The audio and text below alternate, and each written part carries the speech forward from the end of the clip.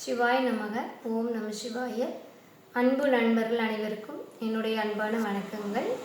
இன்றைய நமது பதிவில் நான் எதை பற்றி பேசுகிறேன் அப்படின்னா, கடன் ஏற்படும் காலத்தையும் அந்த கடன் எப்பொழுது முடியும் அப்படிங்கிறதையும் ஜாதகத்தை வச்சு நம்ம எப்படி கணிக்கலாம் அப்படிங்கிறத பற்றின ஒரு சிறிய பதிவு.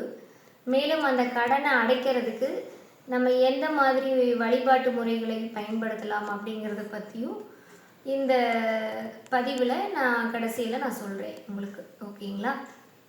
இப்போ ஒரு ஜாதகம் எடுத்துக்கிறோம். அந்த ஜாதகத்தில் லக்னத்துக்கு 6ஆம் இடமும் 8ஆம் இடமும் கடனை குறிக்கும். அதில் 6ஆம் இடம் என்பது கடன், குறுகிய கால கடன். 8ஆம் இடம் என்பது நீண்ட கால கடன்.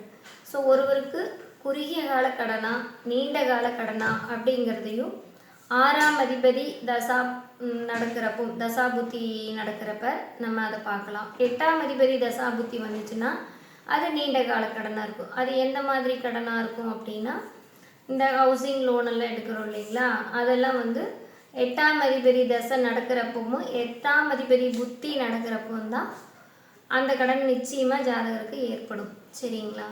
மேலும் இந்த கடன் எப்போது அடையும் அப்படிங்கிறது ரொம்ப முக்கியம். கடன் ஈஸியாக வாங்கிடுறோம். இப்போ இருக்கிற காலகட்டத்தில் விரைவில் உங்களுக்கு ஈஸியாக கடன் கிடச்சிருது. எல்லா பேங்க்லேயும் லோன் தந்துடுறாங்க.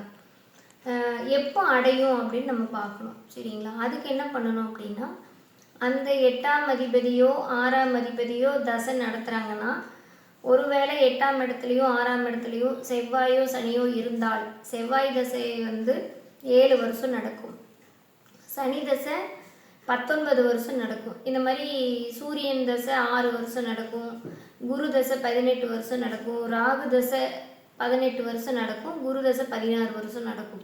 ஸோ இந்த மாதிரி ஒவ்வொரு தசை பீரியடிலும் அந்த கிரகங்கள் எந்த கிரகமாக இருந்தாலும் 6, 8 சம்மந்தப்பட்ட அது நீண்ட கால கடன் இல்லைங்களா?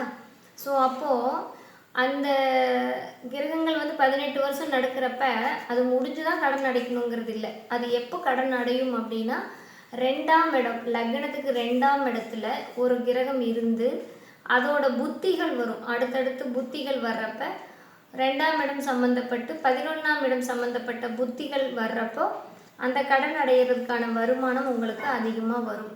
இது மட்டும்தான் கடன் அடையிறதுக்கான காலங்கள். சரிங்களா?